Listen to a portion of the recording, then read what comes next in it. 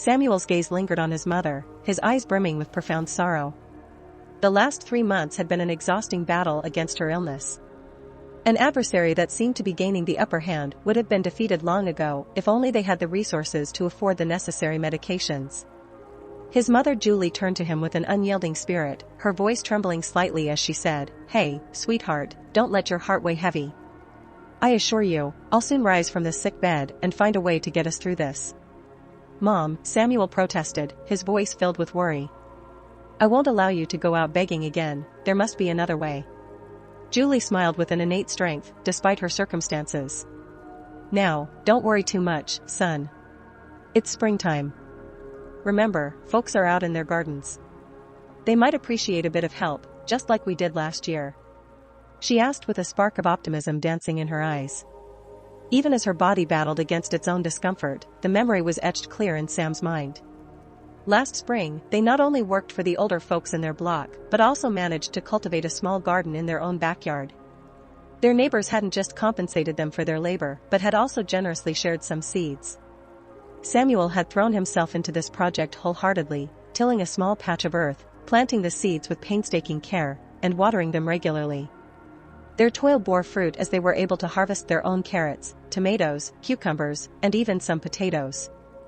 The cucumber plants were especially rewarding, bearing a summer-long supply of crunchy, refreshing bounty that could be enjoyed straight from the vine. Julie was a stranger to these parts of her life, a tapestry woven with experiences that seemed foreign to her current circumstances. She could scarcely have imagined the twists and turns her life would take, landing her in such straits a mere decade earlier. Untouched by the hardships that now weigh on her daily life, raised in a traditional family, she was guided by conservative values where her parents held the final say on matters of matrimony. She was expected to accept their wisdom and abide by their choice of partner for her. As such, she patiently awaited their decision, trusting that they would choose the right man for her.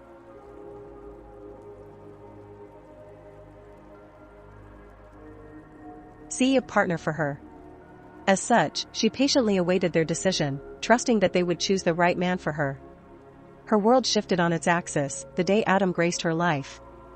His presence brought a seismic shift in Julie's perceptions, rendering everything she'd known before bland and colorless. Adam was a wanderer at heart, journeying from place to place, yet he found himself lingering longer at Julie's family home, magnetized by an unfolding clandestine affair with Julie. Their relationship was a secret symphony, with its melodious notes resonating only for the two young hearts entangled in its rhythm. Never in her wildest dreams had Julie imagined she could fall so irrevocably in love, abandoning caution and disregarding potential consequences. If you want to hear more, please subscribe and like this video. Thank you. Adam has stoked the passion and flame in her heart that blazed brightly, consuming all thoughts of prudence and love. It seemed to have the power to eclipse even the most deeply ingrained familial obligations. As time slipped by, Julie's clandestine affair was exposed to the harsh light of day. Upon discovering her secret relationship, her parents reacted with stringent reproach, punishing her for an act they viewed as rebellious and unacceptable in their household. Dissenting actions that did not align with their beliefs were often met with physical punishments, and this transgression was considered to be one of the highest order. Adam was relentlessly pursued by local youth, incensed by the audacity of an outsider transgressing their societal norms. The beatings he endured were severe, a stark contrast to the initial friendly demeanor of the community. He was taken aback by the violent shift in their attitudes, shocked that a seemingly welcoming community could allow such a brutal reprisal. In the deep silence of the night when the world was lost in slumber, Julie stealthily ventured out into the moonless darkness. She had but one ally in these desperate circumstances. Her elderly grandmother, Sharon, who resided not too far from Julie's home, led a solitary existence, intentionally distanced from her children, for a variety of reasons that she kept to herself. Despite the self-imposed isolation, Julie and Sharon shared a special bond. Julie frequently visited her grandmother, and they would often spend hours away immersed in heart-to-heart conversations. Sharon would regale Julie with stories from her own youth, delicately passing on her wisdom to her granddaughter through these shared moments. This particular night, she found Julie seeking Sharon's aid to locate Adam. Sharon, having a trained dog, was ideally equipped for this task, with a sniff of Adam's backpack serving as the scent. Sharon's dog promptly embarked on its mission to find the missing young man. Adam was found in the woods, sprawled on the forest floor, a grimace of pain etched on his face. His leg had been severely injured in the attack, rendering him nearly immobile. He had been brutally assaulted by the local boys and then abandoned in the wilderness. Thanks to Sharon's skilled canine and their relentless search, Julie and her grandmother managed to locate him. They helped him back to Sharon's abode, where they could nurse him back to health undetected for the ensuing days. Sharon tended for Adam to receive clandestine care during daylight hours, while Julie would visit him under the cover of night, ensuring their activities remained unnoticed by their slumbering community. A week of secret convalescence passed before Julie and Adam made the grave decision to flee their restrictive community and bid a poignant farewell. Julie expressed her heartfelt gratitude to her grandmother for her unwavering support, not just through the recent tumultuous days, but for her guidance ever since Julie was a young girl. Before the young woman embarked on her journey, Sharon imparted one final piece of wisdom. "Julie, my dear, I understand that you're embarking on this journey in pursuit of your happiness, but remember that true happiness comes from accepting whatever blessings and challenges God bestows upon you. Be they good or bad, nurture a heart filled with gratitude." Touched by her grandmother's words, Julie offered a final radiant smile and embraced her tightly, carrying these wise words close to her heart as she stepped into an uncertain future. Caught in the whirlwind of their sudden departure, Julie had failed to gather her identification documents. If it hadn't been for the modest funds that Adam had managed to save, their journey would likely have been cut short. The pair were wary of hitchhiking after dark, conscious of the risks involved in the fear of being pursued and searched by their community. However, Julie, with her resourceful mind, conceived an alternative plan. Having successfully navigated their way out of town, they settled on a new strategy. Julie garbed convincingly as an elderly woman that would attempt to flag down the sparse semi-trucks that passed by their secluded location, while Adam remained concealed in the shrubs. Lining the roadside, they had disheartening results as the first few trucks breezed by without so much slowing down. One driver who did pause regarded Julie with a suspicious gaze, and she realized her ruse was unlikely to persuade him to offer them a ride. As the early dawn painted hues of pink and orange in the sky, Julie was standing by the roadside, desolation creeping into her heart. Suddenly, she spotted an aged pickup truck chugging slowly over a nearby incline, throwing caution to the wind. She stuck her thumb out, signaling for a ride.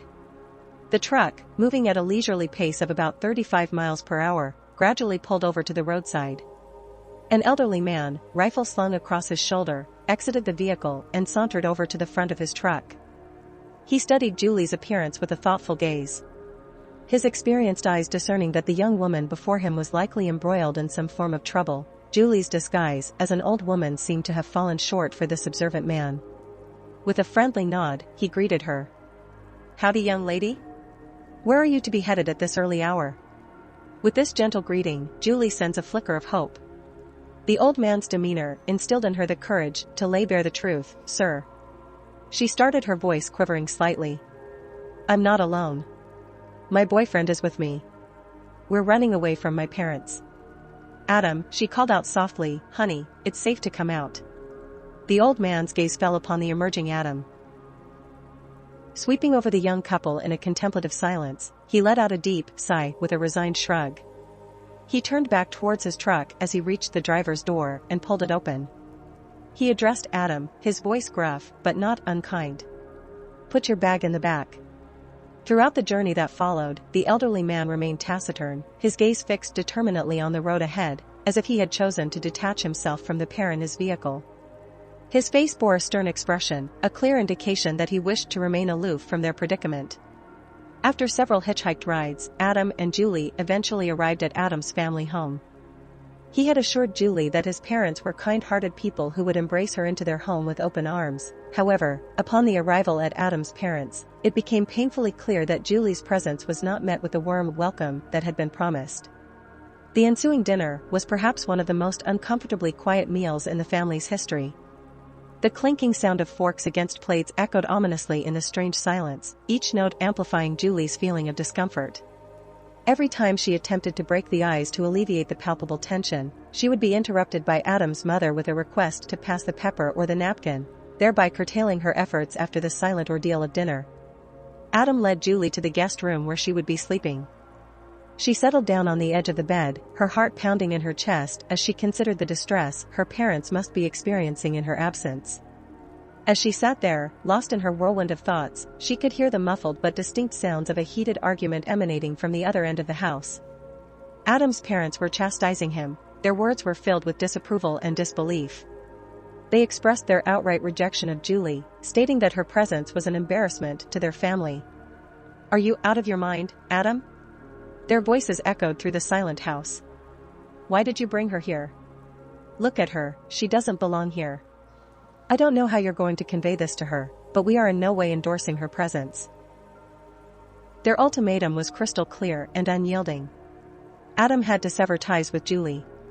What stunned Julie the most was Adam's silence. He passively absorbed his parents' onslaught of criticism and objections without uttering a single word in defense or protest. Eventually, he responded by uttering a sentence that felt to Julie like a cold, harsh wind blowing through her heart, chilling her to the core. "Yes, Mom, I get it." His acquisitions to meet his parents' demands left Julie feeling abandoned and isolated, as if she were now completely alone in this vast world. Julie struggled to process what she had heard. Her heart tightened painfully in her chest, and a wave of desolation washed over her. It felt as though the walls were closing in around her. The pressure was suffocating her innocent dreams of forging a loving family and living a simple, beautiful life. Life shattered into countless fragments in mere seconds. Anxiety started to grip her as she dreaded what Adam was going to relate to her. She feared she wouldn't be able to endure hearing his words, the final blow to her already shattered spirit.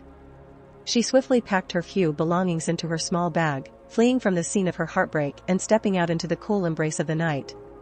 From that moment forward, Julie was thrust into a harsh reality where she scraped by taking on temporary jobs where she could and receiving paltry sums for her efforts. Her situation was further complicated by the lack of any identification papers. Even her attempts to secure a position as a waitress in the restaurant were futile due to her lack of experience. The manager, however, suggested she could take up a job washing dishes in her quest for shelter. Julie found herself amidst a group of homeless individuals, despite their own circumstances. They proved to be exceptionally kind and guided her through the challenging lifestyle they all shared. She often sought refuge in homeless shelters, but when these facilities were at full capacity or too distant, she found herself sharing the rough streets with her newfound companions, huddled against the elements under the open sky. One day, while she was tackling a stack of dishes in the kitchen of the restaurant, a wave of nausea swept over her. Pam, the sous chef, noticed her discomfort and cast her an understanding glance. Pam supplied her with a couple of pregnancy tests, and to her astonishment, the results confirmed that she was indeed pregnant. When Samuel came into the world, his birthplace was not a sterile maternity home but a modest shack. Seeing Julie's predicament, her friends from the streets pulled together their meager resources and managed to rent an apartment for her and the baby. While it was far from an ideal living space, it was a significant improvement from the cold outdoors or the overcrowded shelters. As time passed, Julie came to the disconcerting realization that she was gradually becoming resigned to her precarious lifestyle. While she could endure such circumstances for herself, she recognized that her son Samuel deserved a better life and a sound education.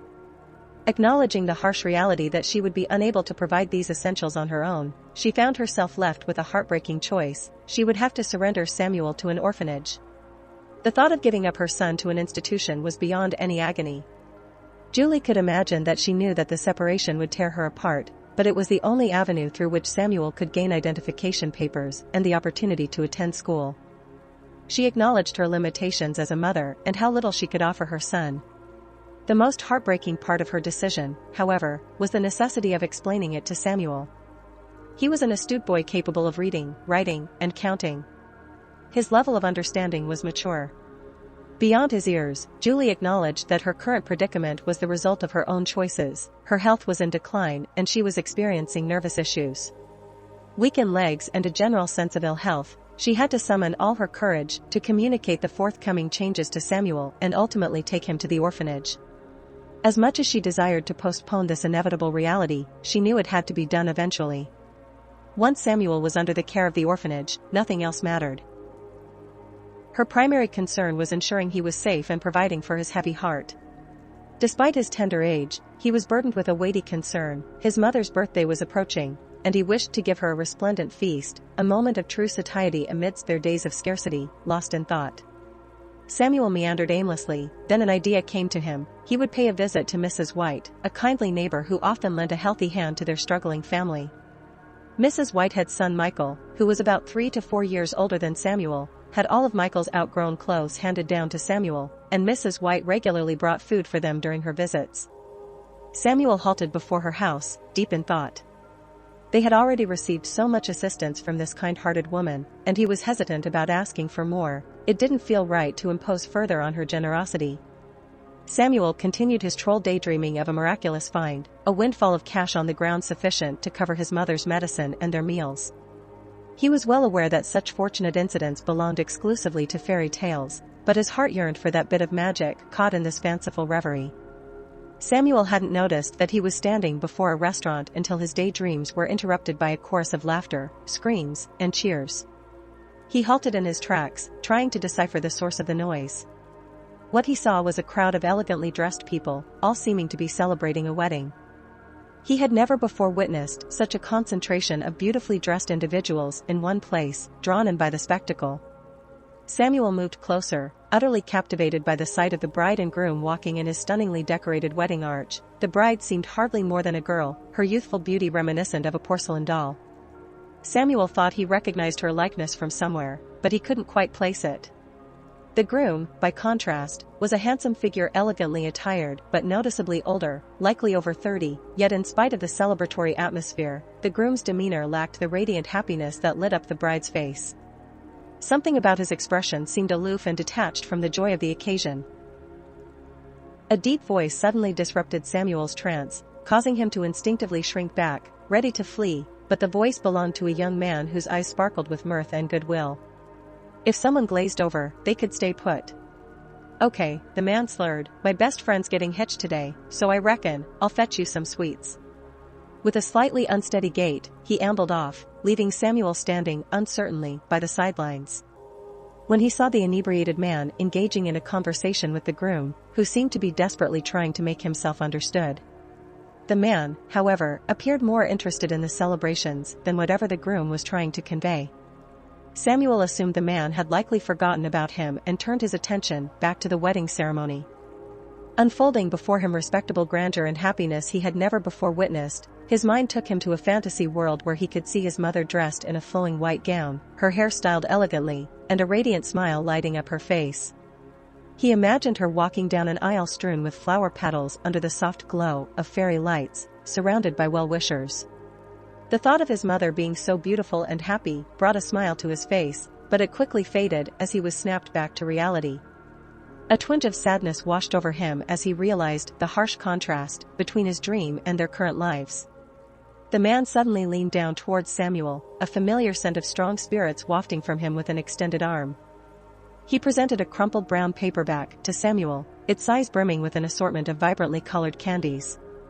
"Thank you so much, sir." Samuel's eyes sparkled as he eagerly accepted the sweet treat. "Not a problem, kiddo," the man replied, a sloppy grin spreading across his face. "Now watch this, the bride is about to toss our bouquet, and between you and me, I'm hoping no one catches it."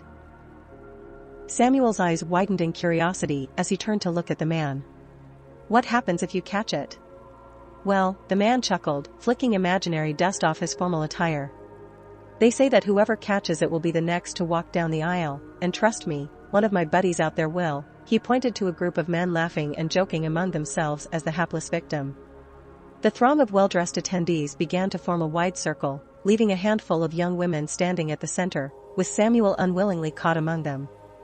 His eyes were wide, glancing around in confusion and intrigue as he wondered why he found himself in this odd situation. Then, out of nowhere, a flurry of petals came fluttering down towards him. Instinctively, he looked down astonished. He was holding the gorgeous bride's bouquet, which had just been flung into the air as part of the wedding tradition. Catched by surprise, he was now the focus of everyone's attention, pulling the bouquet aloft like a prized trophy caught up in the unexpected flurry of excitement and attention. Samuel didn't stick around, he clutched the bouquet tightly and made a beeline for the exit. His heart pounding in his chest, his legs moved as fast as they could carry him, propelling him through the streets under the soft glow of the city lights with a bouquet in one hand and a bag of sweets in the other. He was practically sprinting all the way home. He could feel his heart pounding in his chest, almost in rhythm with his rapid footsteps against the concrete. The cold wind whipped against his face, but he didn't notice. All he could think about was the look of surprise and joy he hoped to see on his mother's face. His breath hitched in his throat at the thought of finally being able to gift his mother something special. Something beautiful. He could already see her surprise. Her eyes lighting up as she took in the sight of the sweetness of his efforts, brought tears to her eyes. Her emotions welled up, spilling over in a cascade of salty drops that slid down her cheeks. She reached out to pull Samuel into a tight hug, holding him close as sobs racked her body. She stroked his hair gently, marveling at the beautiful soul her little boy had and how he had managed to bring a sliver of happiness into their difficult lives. "And this," Samuel said, holding out the stunning bouquet. "I caught it." The bride tossed it in the air, and I caught it. The innocence in his voice, the pure delight that shone from his eyes as he shared his little adventure was enough to make Julie's heart constrict. She whispered, tears falling faster now that her son, her sweet, caring, innocent son, was the best thing that had ever happened to her. He was a beacon of hope in her otherwise dreary existence, but soon she would have to give him up to secure a better future for him to offer him the life he deserved, and that thought broke her heart even more. The modest dwelling stood frail and time-worn, a stark contrast to the merriment and opulence of the wedding. They just left the spores. Furnishings and the threadbare fabrics hinted at a life of struggles and sacrifices. "I thought you were trying to hurt him." "Oh my God, Tony, are you out of your mind?" "I'm sorry, Adam, with your wedding and everything. I thought you were mad at him." "Quiet. It sounds like it's somebody's birthday in there. Let's see what's going on." They could hear the soft strains of a happy birthday song filled with warmth but tinged with the sadness that resonated within the confines of the small dwelling. The door had been left ajar. Out into the dusk, casting long shadows in the small yard, the two men exchanged glances, uncertainty flickering in their eyes before they tiptoed towards the open door, curiosity piquing their interest as they stood at the threshold. They looked in their eyes, falling on the scene within which what they saw was a picture of stark reality, a struggling family living on the bare minimum. A young mother and her loving son celebrating her birthday with the little ones had a stark contrast to the world they were accustomed to.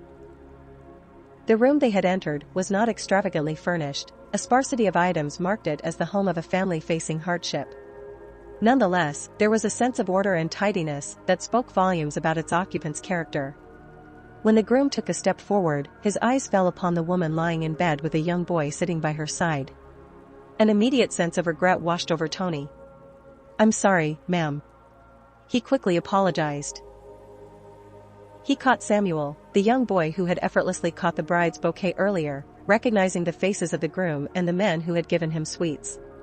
Samuel sprang to his feet. He instinctively positioned himself between his mother and the intruders. His back stiffened in defiance. "Why are you here? Did you come for the flowers?" Samuel inquired, his tone both defensive and slightly fearful. "We're not here for the bouquet," Tony replied gently, trying to ease the boy's concern.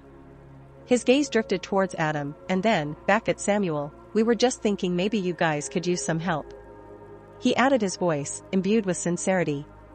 Julie nudged Samuel slightly, turning to examine the guests in the room. Her eyes roved over familiar faces, and she paused on Adam for a beat longer than she had planned.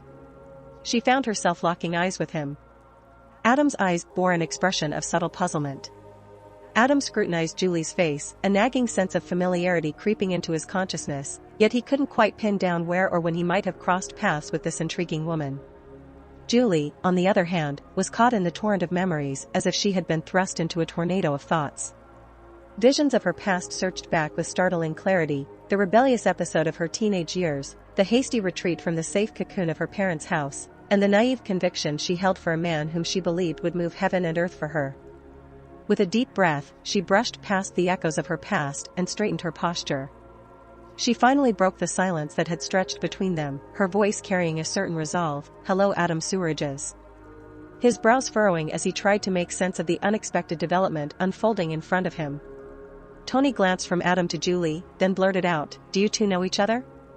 Adam, struck by disbelief, turned his attention to Samuel, who had been standing in quiet observation. He scrutinized the young man's features to see if their resemblance to himself was undeniable. A realization slowly and shockingly began to crystallize in his mind. "Hi Julie," he stammered, lost for words, and Samuel, dumbfounded, grappled with the sudden revelation. Adam started, but Julie intercepted. Her voice was firm yet laced with a strange calmness. Yes, Tony was left flunking in his confusion, his mind spinning as he tried to piece together the cryptic puzzle. "Now, can someone explain what the heck is going on here?" he demanded, his eyes jarring between his friends. Adam sighed, shaking off his stupor, to address Tony. "This is Julie, the girl I told you about from that hiking trip, you remember?" Tony's face contorting in an effort to recall that they embarked on countless adventures and hiking trips together, making it a challenge to isolate one particular incident from his memory. "Do you remember when I was beaten up on a trip?" Tony was hoping to jog his memory when a look of realization dawned on Tony's face. "Oh yeah, I do remember that," he acknowledged it. By this point, Julie's eyes had welled up with unshed tears, brimming with the emotional turmoil within her. Observing this, Samuel immediately stepped forward, protective and resolute. "That's enough. Please leave. You're upsetting my mother. She can't afford to cry right now. She's unwell," he declared that. The sudden shift in the man's behavior had caught Samuel off guard, but regardless of who they were, his priority was shielding his mother. Meanwhile, Adam's phone was stuck in his pocket. Seeing the caller ID, he excused himself to answer. It was his bride, "Honey. I'm heading back." "Yeah, I'm not too far away. Don't worry, it's nothing major. We'll be there." Shortly after, Adam concluded the call and turned back to Tony with an apologetic look on his face. "Tony, we have to go." As he glanced back at Julie and Samuel, he caught sight of a tiny smile breaking through Julie's tear-streaked face. "I'm really sorry." Adam voiced his apology, then pivoted to leave. He halted mid-step when he noticed Tony was still rooted to the spot. "Tony, come on, let's go." Tony just stood there, a scowl distorting his face. He was unable to reconcile the sight of his friend preparing to walk away from the tense scene so casually. "Adam, are you seriously just walking away like that? What the heck is wrong with you, man? Look at the kid, man." "Tony, you don't know the whole story, you can't pass judgment like that," Adam retorted. "Man, I don't need to say anything, the situation speaks for itself. What do you expect me to do?" Adam asked, frustration creeping into his voice. "Anything, Adam, anything, but this is not just walking away like it's nothing. I can't, Tony, let's just leave." "Well, screw you, Adam. I'm not going anywhere with you." Tony snapped. "Fine, suit yourself with that." Adam stormed out, letting the door slam shut behind him. As soon as the door clanked shut, Tony sprang to action. He dashed out the door, yelling at Adam to stop. He caught up to him, and without uttering another word, he swung a right hook that connected with Adam's face. "Now you can go." Tony spat out, then turned around to head back inside. Despite the chilly rain falling outside, warmth and merriment filled the Walkers' household. The family had congregated around the dining table to celebrate Samuel's first wrestling medal earned at a district tournament, which was tantalizing. The aroma of Grandma Sharon's scrumptious turkey, paired with mashed potatoes and a medley of vegetables, filled the room. Julie was a whirlwind in the kitchen, arranging plates and filling glasses with brisk efficiency, breaking the joyful chatter. Samuel turned to his grandmother, "Grandma," and asked, "Where's Dad?" Sharon patted Samuel's head. "Surely he'll be here soon, darling, probably held up at work." Just minutes later, the doorbell chimed, heralding Tony's arrival. He sauntered in, lugging it back, brimming with gear for Samuel. "Here you go, big man. I gave you some new gear," Tony declared, presenting the bag to Samuel. "Thanks, Dad." Samuel responded by shooting Tony a small grin before turning away and shaking his head lightly. It wasn't as though he needed anything, he had everything he could possibly want, but Tony, whom he affectionately referred to as Dad, never missed an opportunity to shower him with gifts. The family gathered around the dinner table. The air was filled with a soothing hum of chit-chat and laughter. Tony had been haunted by the events of the fateful wedding day, unable to shake off the feeling that it was morally wrong to abandon someone who had saved your life and, more importantly, your own flesh and blood. Consequentially, he resolved to care for Julie and her son. Tony did not act out of a sense of obligation or guilt, not because he harbored feelings for Julie, but because he was moved by Samuel's unwavering dedication to his mother's well-being. Growing up, Tony had only ever known his father, never having met his mother. Watching Samuel's display of care and protection for his mother had a profound effect on Tony, melting his heart. The family was nestled around the table, engaged in Merry Christmas conversation and laughter, with an unexpected knock on the door punctuating the festive atmosphere. The room fell into silence. Samuel stood up. "I'll get it," he announced, padding over to the door when he swung it open. The cool and fresh aroma of the post-rain evening was overpowered by the sharp scent of alcohol. Standing in the doorway, leaning against a frame for support, was Adam. He was drenched by the rain, which had soaked through his clothes, and he was panting heavily. Adam looked down at Samuel, and overcome by emotion, he broke down. His words tumbled out between sobs. "I'm so sorry, son. I'm so sorry. Please forgive me. Can you forgive me?" Samuel had forgiven his biological father long ago. Adam had married the woman his parents deemed suitable for him, but genuine love for Julie eluded him. He had been spiraling for several months, with alcohol becoming his crutch. Today, under the influence and emboldened by liquid courage, he ventured to seek forgiveness from the people who could have once been his family. Samuel peered up at Adam, his young eyes filled with a sense of pride. He reached out and took Adam's hand, guiding him towards the dining room. Upon seeing him bedraggled and tear-streaked, Adam and the rest of the family fell silent. "Mom, do you think we could set up one more plate?" Samuel asked, casting a glance at Adam.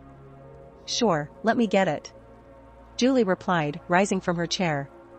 For the next few minutes, an awkward silence hung over the room.